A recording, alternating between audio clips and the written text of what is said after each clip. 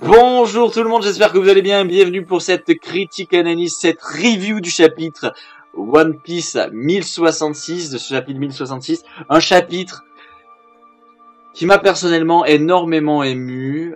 C'est enfin le chapitre où Oda réussit à me faire comprendre: Choupex, ça fait 20 ans que tu grandis avec mon œuvre. C'est bientôt la fin.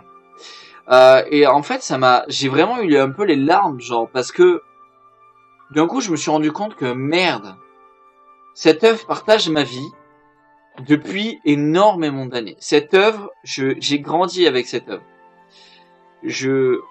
Moi, je suis pas dans le débat stérile de dire une œuvre est meilleure qu'une autre ou quoi. Moi, à chaque fois, quand je parle de quelque chose, je donne mon avis personnel et je respecte l'avis personnel des autres. À mes yeux, One Piece est la plus grande œuvre littéraire que j'ai pu lire et le plus grand manga que j'ai pu avoir entre les mains. Et c'est personnel. Et ben oui, ça m'a mis une claque de me rendre compte que c'est bientôt fini. Et oui, ça m'a ému. En plus que le chapitre soit émouvant par ce qu'on y voit, par ce qui s'y passe, en plus d'être excitant par ce qu'on y voit, par ce qui s'y passe, moi j'ai vraiment vu... C'est vraiment le chapitre qui m'a mis une claque en me disant: c'est bientôt fini en fait. Le petit garçon qui a grandi avec mon gars, bah, sache que c'est bientôt fini en fait. Parce qu'il y a beaucoup trop de choses. Néanmoins, comme d'habitude, pour sortir de cette touche un peu émotion, parce que pour le coup, j'avais quand même envie de vous le dire, parce que je pense que je suis pas le seul qui a eu ce sentiment et cette sensation au fond de lui de se dire: waouh, cette œuvre qui accompagne ma vie va finir. D'ailleurs, je vous le dis tout de suite, mes chapitres extraordinaires, moi c'est un des chapitres qui va le plus me marquer, que j'ai aimé le plus, vu ce qui vient de se passer. Comme je vous dis, moi il m'a amené aux larmes juste de me rendre compte qu'on arrive à la fin. Et d'en prendre conscience en fait, surtout. Parce que je le sais qu'on arrive à la fin, mais là j'en ai vraiment pris conscience. Donc on retrouve de nouveau le Germa. Je m'y attendais pas, je pensais que peut-être Oda allait passer sur une autre mini-aventure, mais non, on revient sur le Germa. Et on voit en fait les choses assez intéressantes, c'est que, bon, déjà les 4 fils Vinsmoke, ainsi que Raiju, donc les 3 fils et la fille Vinsmoke, bon bref, vous m'avez compris. Les enfants Vinsmoke rentrent à la maison, mais surtout César les accompagne. Souvenez-vous, Judge fait partie des scientifiques qui faisaient partie des MAD avec Vegapunk et Queen. Est-ce que César ne rejoindrait pas Judge pour avoir des équipements scientifiques à portée de main?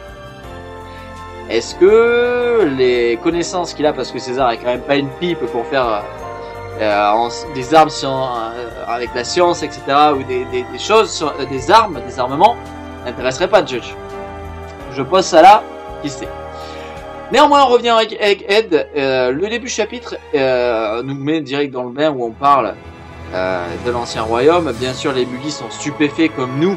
En réalité, ils ont la même réaction que nous, lecteurs, d'apprendre toutes ces choses sur l'ancien royaume, sur le siècle oublié, sur toutes ces choses qui se sont passées il y a 700 ans. Le fait que cette civilisation avait une technologie supérieure à celle de bien d'autres royaumes aujourd'hui, il y a 700 ans. Et donc, les Migara sont stupéfaits. Et bien sûr, on arrive sur Shaka, qui va nous parler d'un homme qui a risqué sa vie pour l'archéologie, qui n'est autre que Clover. Et on est déjà ému en fait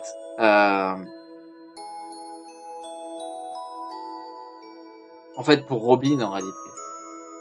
Parce que on va comprendre ensuite, dans le chapitre on va nous le montrer, mais merde quoi. Merde, le flashback de Robin. Je pensais qu'il était fini. Eh ben non. 16 ans plus tard, Eiichiro Oda décide de nous dire: eh bien non les amis. Je ne vous ai pas tout montré. Il y a 16 ans, j'avais déjà mis ça en place. Mais je vous le montre maintenant. On a attendu 16 ans. 16 ans pour apprendre ce qu'on va apprendre dans ce chapitre. Et je trouve ça fou. Je sais, ça a aucun lien avec la page que je dis, mais c'est un chapitre où je vais sûrement papillonner dans ce que je dis, parce que comment rester...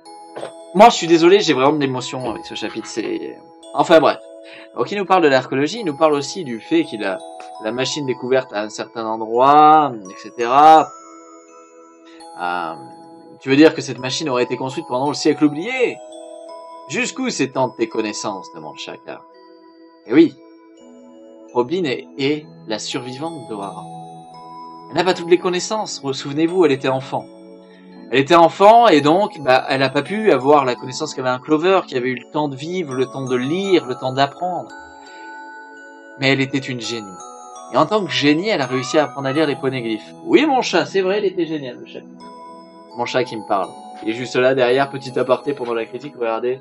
Un magnifique chat, tout beau. Tu veux venir? Tu veux venir pendant la critique? Non, il a envie de se gratter. Donc, cette petite fille, qui a vu sa mère mourir, qui a vu son mentor mourir, ça m'émeut. Putain, le chapitre m'émeut, il me donne les larmes. On va se rendre compte qu'en fait, toutes les personnes importantes dans sa vie, ce qu'elles ont fait à la fin, eh ben c'était pas pour rien. Ils sont pas morts pour rien. Et Oda, on le sait, ça me touche parce que Oda, on sait, c'est une critique que moi je lui fais. One Piece n'est pas parfait. One Piece a des défauts, mais One Piece est une œuvre magnifique. Chacun ses préférences, mais One Piece est une œuvre magnifique qui traite des sujets fous. Mais Oda, il tue rarement ses personnages. Mais quand il les tue, c'est parce que les personnages qui meurent réalisent des choses incroyables. Et Clover et tous ces scientifiques, la maman de Robin, sont morts en sauvant toutes les connaissances, de toutes ces connaissances. Et c'est hyper important. Et c'est hyper important parce que ce chapitre sera en plus un moment de notre histoire, nous Français. Bon, on a célébré il y a pas longtemps, je suis désolé, ça m'émeut parce que des gens de ma famille ont fait cette guerre et sûrement des gens de votre famille aussi. Nos ancêtres ont fait la première guerre et on les a commémorés il y a pas longtemps. Il y a quelques jours, on a commémoré les victimes des attentats. Et en fait, ce que dit Oda avec ce chapitre, c'est... Merde, les jeunes, n'oubliez pas. N'oubliez pas ce qui s'est passé avant. Parce que, putain, la musique en plus fait que je ne peux pas ne pas être ému. Ce qui s'est passé avant dans l'histoire. Non, toutes les nations ne sont pas parfaites. Non, tous les pays ne sont pas parfaits. Non, l'histoire n'est pas parfaite. Mais des gens ont donné des vies pour nous. C'est réel, des gens ont donné leur vie pour nous. Des gens que je connaîtrai jamais tous leurs noms. Se sont battus en 14-18, se sont battus en 39-45. Des gens malheureux sont morts lors d'attentats, souvenez-vous. Et ça fait partie de l'histoire. Et cette histoire doit permettre à... Comment on a décrit cette histoire doit permettre aux futures générations, aux générations qui arrivent, de ne pas commettre les mêmes erreurs. D'évoluer. Et c'est un putain de beau message. Parce qu'on est dans une génération, dans une société aujourd'hui où des gens essayent de faire oublier l'histoire, essayent de cancel l'histoire, essayent de tout lisser, alors que non, l'humain n'est pas parfait, notre histoire de l'humanité n'est pas parfaite, on a fait des horreurs, mais si on les oublie, c'est pire que si on s'en souvient, que si on garde la mémoire pour les victimes de toutes ces horreurs. Et je trouve qu'il y a un beau message dans ce qu'écrit Oda.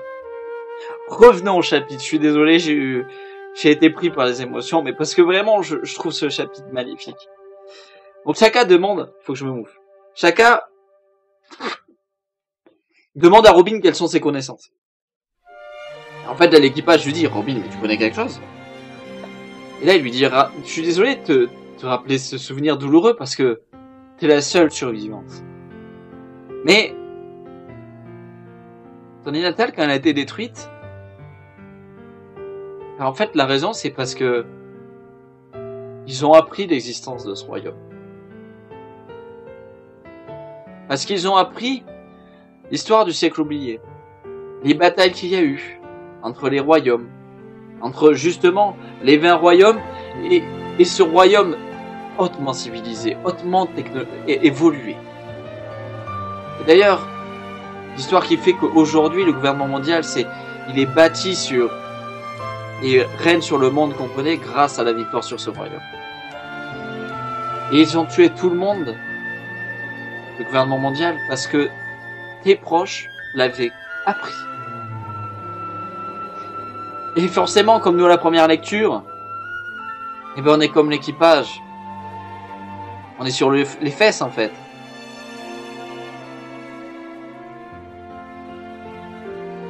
On est sur les fesses. Et d'ailleurs, Sanji dit le bon truc. Attends, tu veux dire, Dr Vegapunk, tu veux dire que si on apprend l'histoire, on meurt? Il nous tue pour avoir appris la vérité? Et Shaka dit oui. Oui, oui, les gens meurent. Est-ce que c'est peut-être pas pour ça aussi que Vegapunk sait qu'il va mourir? Parce que le gouvernement mondial serait aperçu que il en sait trop. Moi je dis ça, je dis rien. Mais par rapport aux indices qu'on nous donne dans les chapitres, on sait que Vegapunk sent que la mort revient à lui. Est-ce que ça ne serait pas parce qu'il a appris quelque chose dernièrement et du coup ce qui expliquerait qu'il ait communiqué avec Dragon récemment? Et d'ailleurs on reparlera de Dragon à la fin du chapitre. On voit là du coup de nouveau un effet comique avec Usopp qui se fracasse la tête par terre et qui dit « Faut que j'oublie! Je ne sais rien! » Parce qu'il veut pas mourir. Et là Shaka dit « Mais attendez, au risque de me répéter, c'est qu'une hypothèse. » D'ailleurs, d'un autre côté, c'est quand même bien cette hypothèse qui a valu à ton pays de disparaître, dit Robin. Et en fait, cette discussion est vraiment belle. Elle est vraiment belle. Et bien sûr, et là, ce qui est trop drôle, c'est que, c'est ce que je vous disais, Shaka dit bien la phrase suivante. Ne peut-on pas en déduire qu'aux yeux du gouvernement, elle a tout d'une vérité? Et oui, parce que malgré le fait que ce soit une hypothèse, parce qu'en fait, ce qu'il nous dit, c'est, moi, je vous donne la version officielle. En fait, peut-être qu'Ohara, il savait même pas tout sur le siècle oublié.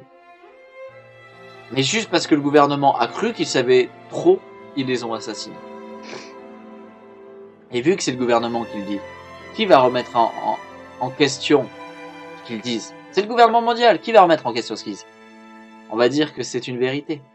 Et en fait, ça, c'est ce qui se passe dans la vraie vie quand on change l'histoire. Quand on fait de la propagande. Vous voyez? Donc encore une fois, Oda nous parle d'un sujet précis. Et là, très bonne question. Robin se questionne. Comment sais-tu tout ça, Vegapunk? C'est même surprenant que comment tu peux savoir ça pour mettre des théories, des hypothèses sur les scientifiques d'Ohara, etc. Est-ce que tu as été mis dans la confidence? Et il dit non. Moi je suis comme tout le monde. Hein. Si j'en sais trop, même les gens dans le gouvernement, si on en sait trop, on est mort. Hein. Ça vaut pour moi, quoi. Là, on a encore Usopp qui dit ça suffit, Otona, c'est lui, machin. Bon, parce qu'il a, en fait, Usopp, il veut pas mourir comme d'hab. Hein. Et du coup, Robin est encore plus choqué. Mais alors, comment tu sais pour ce royaume? Comment tu sais? Tu n'étais pas un scientifique d'Ohara, Vegapunk. Et de ce que je sais moi en tant que Robin, tous nos ouvrages, toute notre connaissance a brûlé. Et non. Vegapunk lui dit, mais non, Robin. Elle a survécu la volonté d'Ohara. Et souvenez-vous qu'Aokiji était derrière le mur et parlait à Robin. Et lui disait, tu t'es trouvé des compagnons, c'est bien. C'est bien. Et de ne pas oublier que la volonté d'Ohara a survécu. Parce qu'il lui avait déjà dit. Il y a 15 ans, il nous l'avait déjà dit. Et la réaction de Robin était justement de courir pour voir... mais Aokiji avait réussi à partir le temps qu'elle fasse le tour. Depuis 15 ans! 15 ans! On le savait! C'était marqué! Écrit noir sur blanc. Dessiné sur une page d'un chapitre. Et ça embellit encore plus Aokiji. Qui est ce personnage? Qui est Aokiji? Aokiji, on sait que c'est un marine qui a une vision de la justice très pure. Une très belle justice. Moi, ça renforce encore plus l'idée, pour moi, qu'il fait partie du Sword.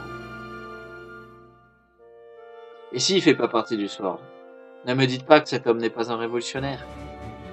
Parce que c'est un homme juste, c'est un homme bon. C'est un homme bon. Et là, du coup, voilà. Vegapunk explique, lui, comment il a vécu la chose. Il dit, la stupeur qui a frappé le monde. Parce que voilà, d'un coup, le gouvernement mondial nous dit qu'il lutte contre un groupe de scientifiques malfaisants, qu'ils ont rasé l'île. il n'y a qu'une petite fille qui s'est échappée. Mais non, en fait, on le savait très bien. Lui, il savait très bien. Il savait très bien. Et c'est pour ça que juste avant, il nous a dit, bah attends, mais la vérité, c'est ce que dit le gouvernement mondial. Ça, c'est ce qu'ils veulent nous faire croire. Là, c'est pareil, il nous dit, ben non, moi, je savais. Je savais que les scientifiques de Hara, c'était pas des méchants. Donc il explique, il dit, bon, ben quelques mois après, ben, je m'y suis rendu sur place. Je m'y suis rendu sur la terre brûlée de Hara. Parce que moi, je voulais rendre hommage au professeur Clover. Parce que le professeur Clover, c'était en archéologie, c'était la figure de proue. Et que moi, en plus, j'ai eu la chance en tant que Vegapunk de le rencontrer. Et là, Robin est encore estomaqué. Comment, tu connais le professeur Clover? Eh ben oui, c'était un aventurier. Il sillonnait les océans, à la recherche des documents, de livres sur le siècle oublié, sur tout ce qui le passionnait tant. Alors, il s'était fait emprisonner et arrêté plusieurs fois. Peut-être pas moins de 10 fois. Et au final, c'est devenu le plus célèbre des archéologues. Et ce qui est très drôle, c'est que quand je vois ça, non les gars, Clover c'est pas un pirate. J'ai vu plein de gens dire Clover était pirate. Non, non. Clover, il était comme Norland, un explorateur. Il y a eu Norland, un explorateur qui a découvert les Chandia, Jaya. Et il y a eu Clover, qui a découvert des choses incroyables sur le siècle oublié et sur l'histoire de l'univers de One Piece. Ce sont des aventuriers, et lui plus précisément, un aventurier archéologue. Ce ne sont pas des pirates. Je tiens à le préciser parce que c'est très important. Parce que c'est quand même dans le manga, il me semble, à moins que ma mémoire me fasse faux bon, et qu'elle me fasse défaut, c'est que la deuxième fois où on voit un aventurier, quelqu'un qui prend la mer pour l'aventure, que pour l'aventure, pas pour être pirate, pas pour être un pilleur, pas pour être... Non, non, l'aventure. Norland avait pris l'aventure pour découvrir des terres, découvrir des peuples, découvrir des plantes, soigner des maladies, apprendre. Et Clover, c'est la même chose. Il a pris la mer pour être, en tant qu'archéologue, découvrir des peuples, des souvenirs, découvrir l'histoire du monde. Et moi, je trouve ça très beau. Bien sûr, chacun continue. Il dit, moi, impressionné par l'érudition de ces scientifiques réunis à Hara, par cette île paradisiaque pour l'archéologie. Mais malheureusement, c'est ça qui a causé cette tragédie. Et lorsque j'ai posé le pied sur Hara, j'ai vu ce magnifique arbre, tellement calciné, je n'en croyais pas mes yeux. Et là, première apparition de la réelle forme physique de Vegapunk. La réelle forme physique. Je vous rappelle que ici, sur cette chaîne YouTube, et moi, je vous rappelle, Shaka et Vegapunk. Les autres, oui, il y a Vegapunk originel, mais les autres formes qu'on voit de Vegapunk sont réellement Vegapunk. Hein? Ce ne sont pas des Vegapunk de substitution ou des Vegapunk ou pas des Vegapunk comme j'ai pu lire. Non, non, ce sont Vegapunk. Donc déjà on peut voir une énorme crâne là, hyper long, bizarre là, tout plein de cheveux, c'est. Et là c'est ce pourquoi j'ai eu les larmes tout à l'heure lors de cette critique. On arrive enfin au moment où Vegapunk se rendent compte que les scientifiques, les archéologues ont sauvé les livres. Il y a encore une musique triste, ça colle à chaque fois, hein. J'ai le bon timing dans cette critique, hein. J'ai le bon timing sur les musiques. Non mais c'est vrai. C'est... Bravo, bravo messieurs dames d'avoir sauvé les livres. Parce que vous avez sûrement sauvé l'histoire. Et c'est pas rien de dire ça. Vraiment, enfin moi personnellement, je suis désolé mais je trouve pas que ce soit rien de dire que des hommes et des femmes ont sauvé l'histoire du monde de One Piece. Je trouve ça fou. D'ailleurs, il explique, du coup, il dit ce qu'on savait déjà, que voilà. Enfin, ce qu'on savait déjà. Il explique, en fait, ce qu'on comprend, c'est que, bah, il y a eu un Buster Crawl, ça allait consumer l'île avec les flammes. Les archéologues, les scientifiques, ils ont réfléchi. Ils se sont dit, ben voilà, on y va. Jetez-les dans l'eau, sauvons les livres. Sauvons les livres. Et là, ben voilà, comme Robin, voilà, elle commence à avoir les larmes, elle commence à être émue. Mais parce que ce flashback est incroyable. Moi, je vous jure, c'est un flashback. Un flashback qui a 16 ans. C'est ouf. C'est fou. Et donc, il explique, il dit, bon, bah, les soldats de marine pouvaient toujours tomber dessus, mais ils sont tellement cons, ils sont tellement ignares, que O'Hara avait gagné. Qu'est-ce qu'ils en avaient à foutre des livres?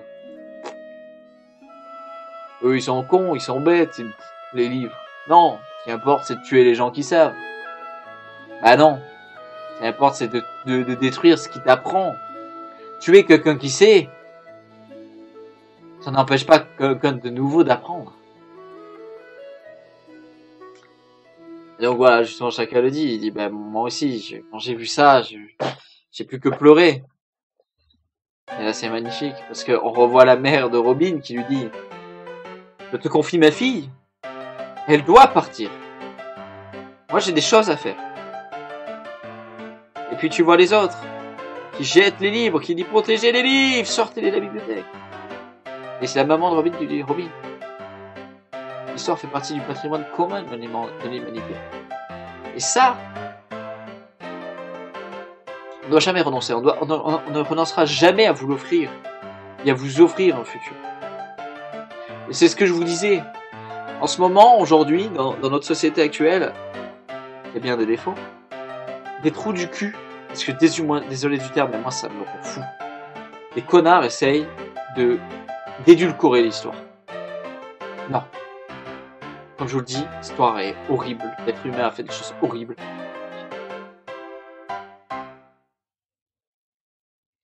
Ça sert à rien d'édulcorer. De rendre plus beau ce qui ne l'était pas, d'effacer ce qui était horrible. Non. La cancel culture, c'est... Non. Oda, c'est ce qu'il nous dit, là. Hein. C'est ce qu'il nous dit, en fait. Hein. C'est un vrai message contre la cancel culture, ça. Hein. Si jamais. Hein. On est encore sur des messages profonds d'Oda, si vous savez lire entre les lignes. Hein, c'est important de le lire. Parce qu'Oda, il nous a parlé du sexisme, il nous a parlé du racisme, il nous a parlé de la maltraitance contre les enfants, de la maltraitance animale, il nous a parlé de tellement de sujets. Et là, il nous parle encore une fois d'un nouveau sujet très important, la cancel culture. Le fait de respecter l'histoire, de transmettre l'histoire. Et c'est magnifique. Et donc on revoit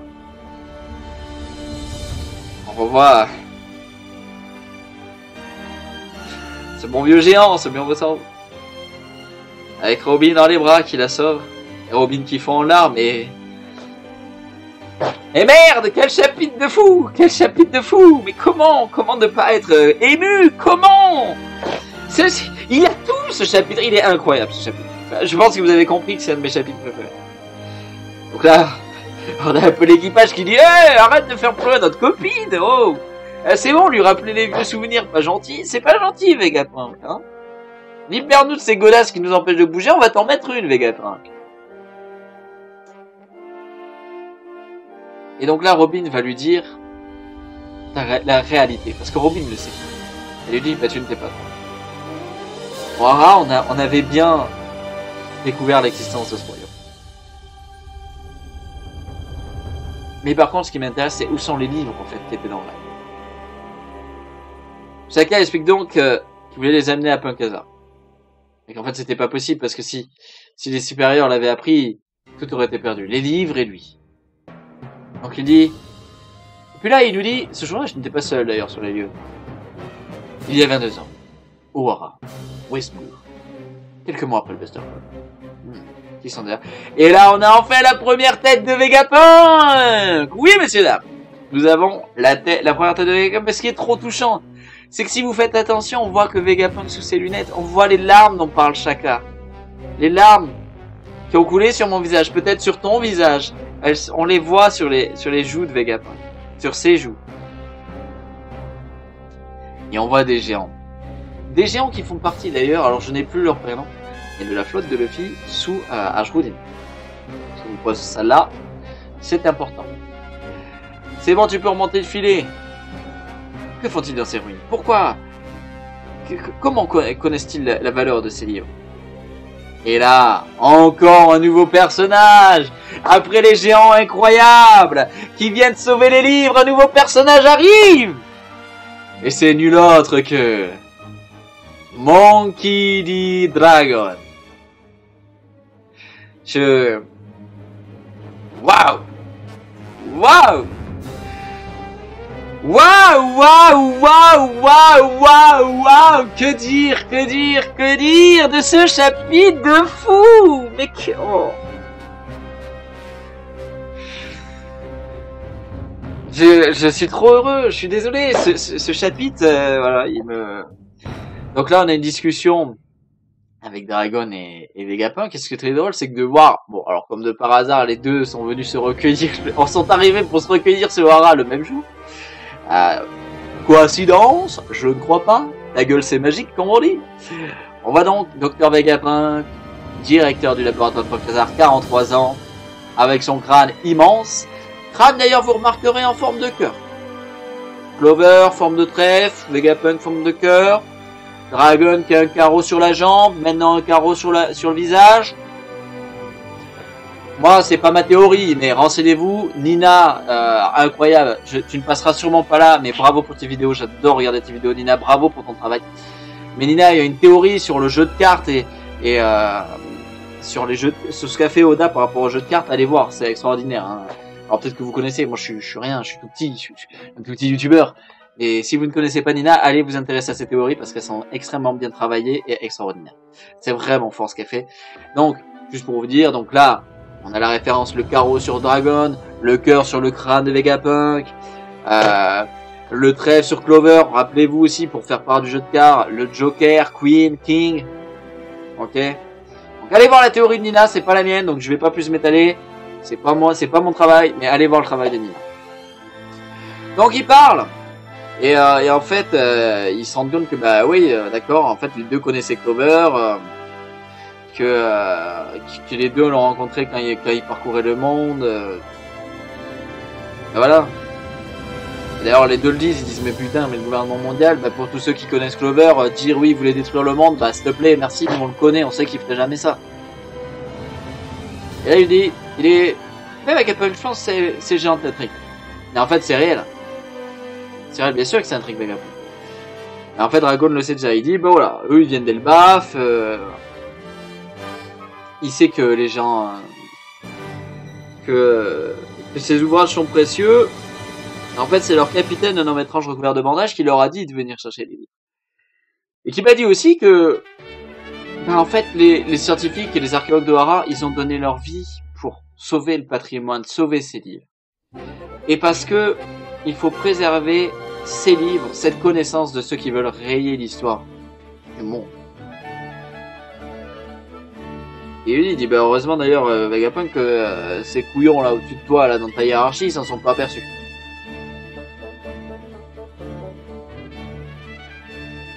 D'ailleurs on voit que Dragon il met un peu une pression à Vegapunk. Il lui dit putain alors toi Vegapunk j'y ai pas cru quand on m'a dit que t'étais devenu un larbin du gouvernement mondial quand même. Toujours refusé de rejoindre l'armée de la liberté mais par contre tu rejoins le gouvernement mondial. Et donc là il dit bah attends mais en fait même si je te rejoins si j'ai pas on n'a pas de finances on n'a rien j'aurais rien pu faire. À quoi ça me sert? À quoi sert mon savoir, ma technologie, tout ce que je fais si vous n'avez pas les moyens de m'aider à le produire et tout? Et alors ça c'est un peu malheureusement ce qui se passe avec les inventeurs, avec les scientifiques etc. Et malheureusement des fois il te faut un mécène et parfois ben alors un mécène pour ceux qui savent pas ce que c'est quelqu'un qui finance tes projets, qui finance tes projets artistiques, tes projets scientifiques ou ce que tu veux. Et donc ben voilà, c'est ce qu'il dit Vegapunk, il dit bah moi t'aurais pas pu me financer. Moi je suis un scientifique, j'ai besoin de finances. Et ceux qui en avaient le plus, eh ben c'est pas les meilleures personnes du monde, même s'ils sont pas tous mauvais dans le gouvernement mondial, mais c'était le gouvernement mondial quoi. Et d'ailleurs Dragon lui dit bah c'est bien, t'inquiète, j'ai compris, t'es toujours aussi franc, y a pas de souci. Et alors là donc Vegapunk nous le dit, et ça on le sait déjà. Le gouvernement mondial, dedans, tout le monde n'est pas mauvais, les marines, tout le monde, ils sont pas tous mauvais, on le sait, tu vois. Donc il lui dit à Dragon, il lui dit voilà, fais pas l'amalgame, Dragon, d'être extrémiste sur ce point et de croire qu'ils sont tous méchants. Non, détrompe-toi, il y a des marines qui sont bons et il y a des gens au gouvernement mondial qui sont bons.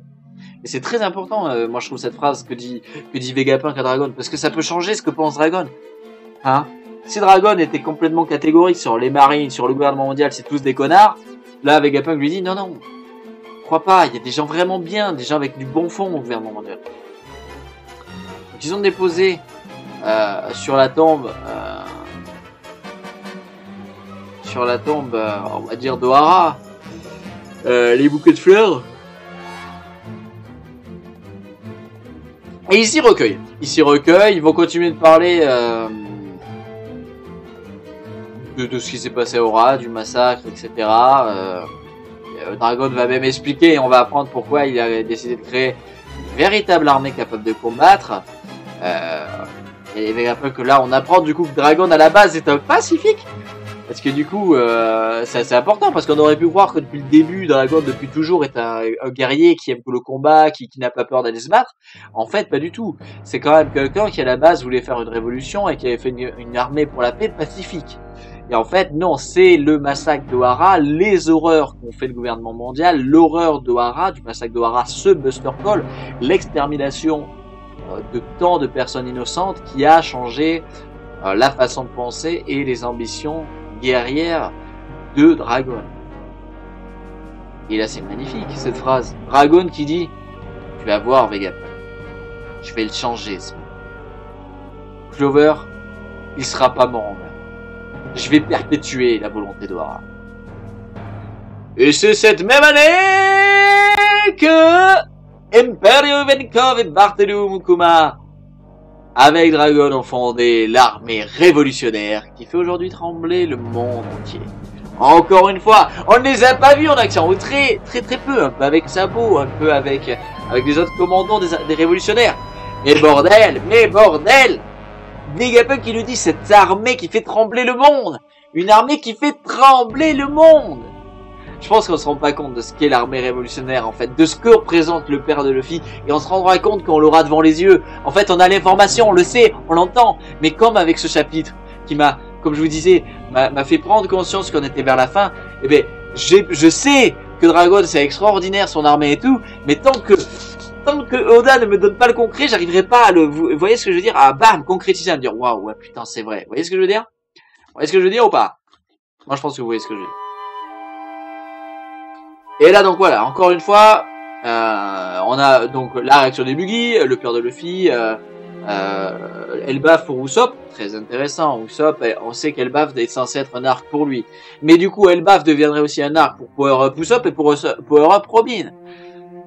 Elbaf prend de l'importance.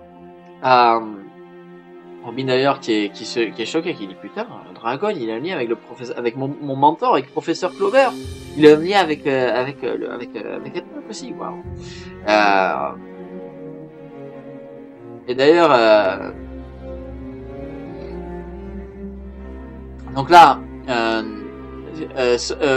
peu bizarre la réaction de Franky qui dit ma tête va exploser, mais pourquoi Kuma nous a aidés alors qu'en vrai, bah, c'est logique, il t'a aidé un peu parce que bah, il fait partie de l'armée révolutionnaire. Et pourquoi tu vas te transformer en cyborg? Par contre, ça c'est un peu plus.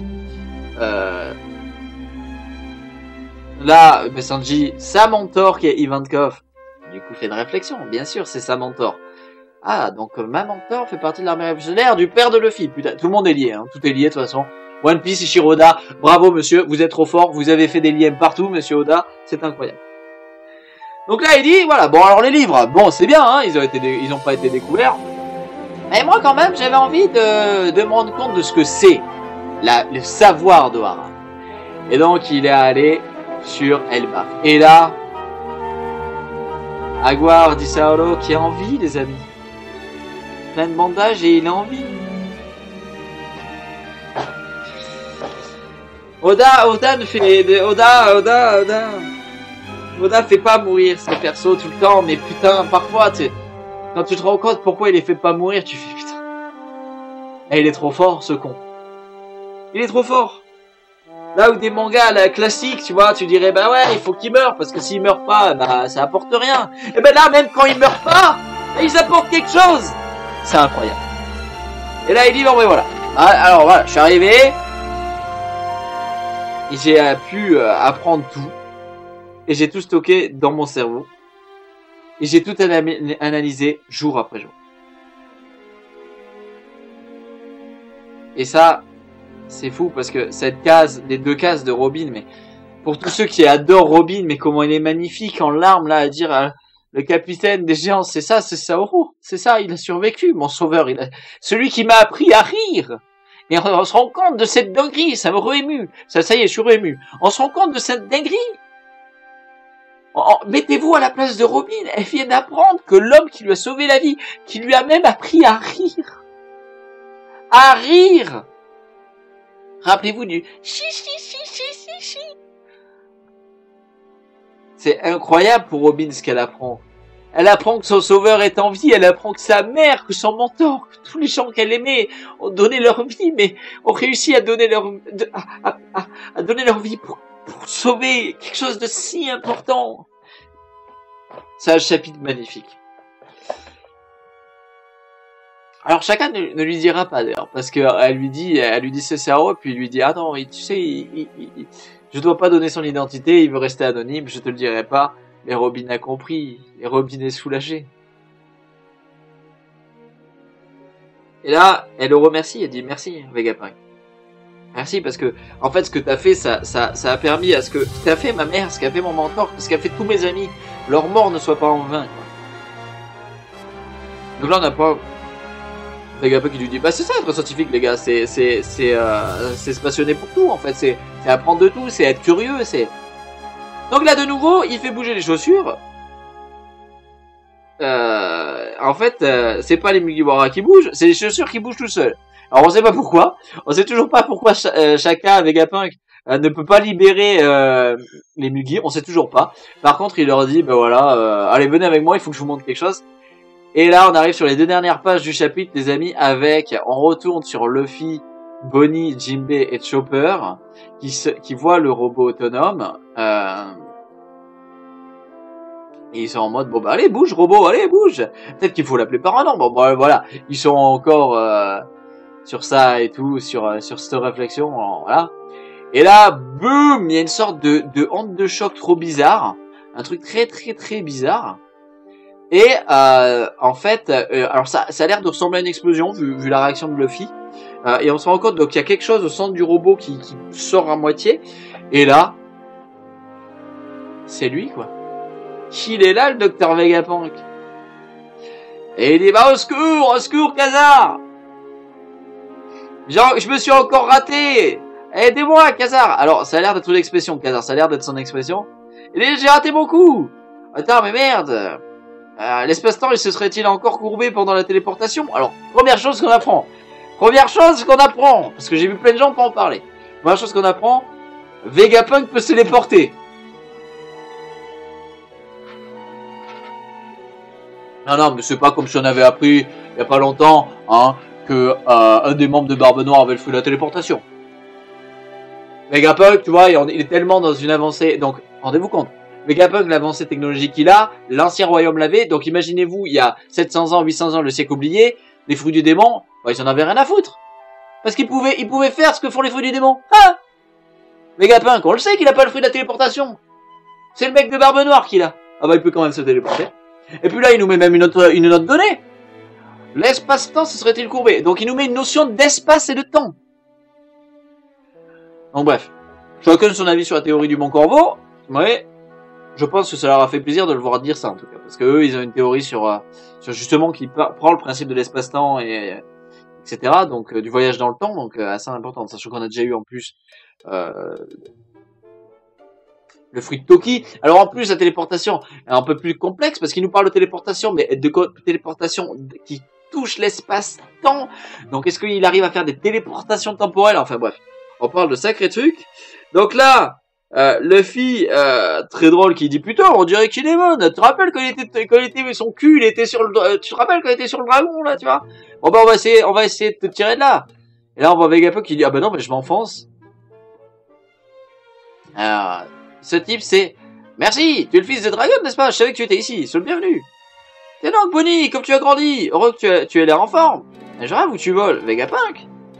Non mais, donc là, ce qui est cool, c'est que on se rend compte que de plusieurs choses très importantes. Première chose, Vegapunk, le crâne, il y a plusieurs références. vous l'avez déjà vu dans plein de critiques. Vegapunk, déjà chara design incroyable, référence à Einstein, la moustache, la langue tirée, tête coupée, la pomme, Newton, ça vous l'avez vu plein de fois, même vous-même vous avez eu la référence sans ça. Quelque chose que j'ai appris, mais je vais vous en faire part quand même, ça vient pas de moi. Moi j'avais compris Newton, j'avais compris Einstein et tout, je trouvais ça trop classe, j'adore le chara design du perso. Ce que j'ai appris par contre, c'est que c'est grâce à Goji, et je vais vous en faire part, donc attention, tout ça, ce que je vais dire maintenant vient de Goji, ça vient pas de moi. Einstein dans la vraie vie a vraiment eu son cerveau disséqué et étudié dans la vraie vie. Ce qui en fait voulait dire que la coupe qu'on voit sur le crâne de Vegapunk, c'est un peu une référence à l'histoire du cerveau de Einstein, c'est que Vegapunk aurait incisé, puis son cerveau, et aurait créé les autres Vegapunk, les autres parties de lui en fait, lui-même, en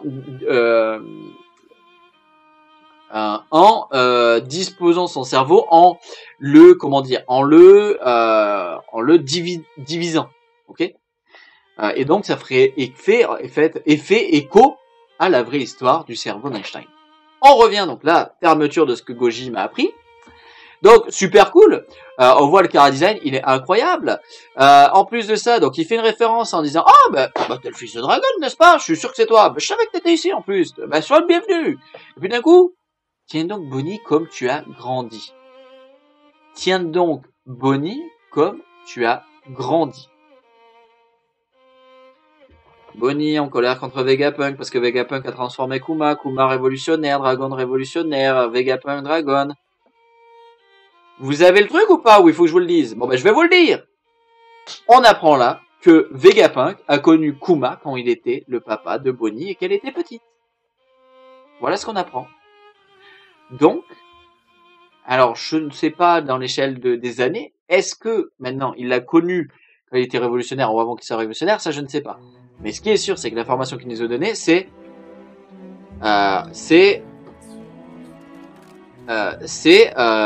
Vegapunk a connu Bonnie bébé, Vegapunk a connu Kuma enfant. Donc les services qu'il a rendus à Kuma, les services qu'il a rendus à Dragon, etc.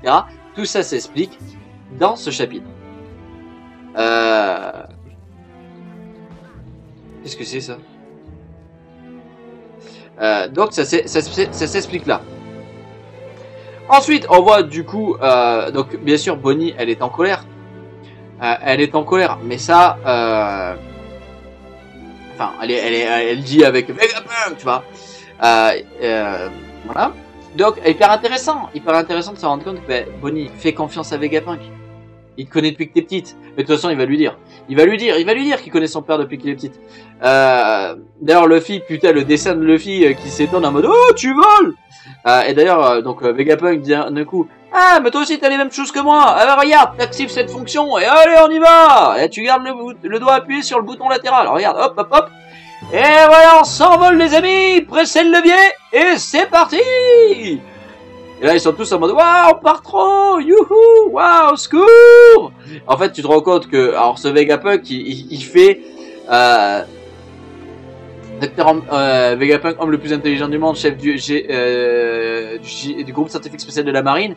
En fait, tu te rends compte qu'il fait quand même sacrément des conneries, quoi, parce que sa téléportation, il la rate à moitié, là, il s'envole beaucoup trop haut, donc il est un peu, pardon, excusez-moi, c'était censé pas faire ça, excusez-moi, c'est la musique de One Piece, en fait, qui devait être en boucle, qui n'était pas en boucle, génial, Yujin Zoika, hein, à l'ancienne, hein, bon bref, rien à voir, revenons. Donc en fait on se rend compte qu'il est complètement foufou en fait ce Vegapunk, cet aspect là de Vegapunk est complètement foufou. Voilà les amis, et on arrive à la fin du chapitre. Donc comme je vous le dis, moi c'est un chapitre les amis qui m'a énormément ému, je pense que vous l'avez pu le voir dans cette critique, dans cette review. J'ai hâte de savoir ce que vous avez pensé du chapitre. N'hésitez pas dans les commentaires à me le dire. J'ai hâte d'avoir votre avis. Soyez respectueux avec les gens qui pensent pas pareil que vous, que moi. Soyez respectueux dans les commentaires quand vous débattez, que vous parlez de vos points de vue de One Piece. Moi, je vous laisse là. C'est la fin de cette vidéo. Vous pouvez vous abonner en cliquant ici. Vous pouvez regarder ma dernière critique du chapitre 1065 en cliquant là. Donc, abonnez ici. et la dernière vidéo, le dernier critique pardon, ici. Et n'hésitez pas à mettre un like et à partager autour de vous cette vidéo et à faire connaître ma chaîne. Si vous voulez qu'on soit de plus en plus nombreux à réagir et à parler des chapitres de One Piece et de cette œuvre magnifique, on s'abonne, on regarde la dernière vidéo. Salut tout le monde, bye bye, des bisous, profitez de votre semaine et on se retrouve au prochain chapitre, le 1067. Ciao tout le monde!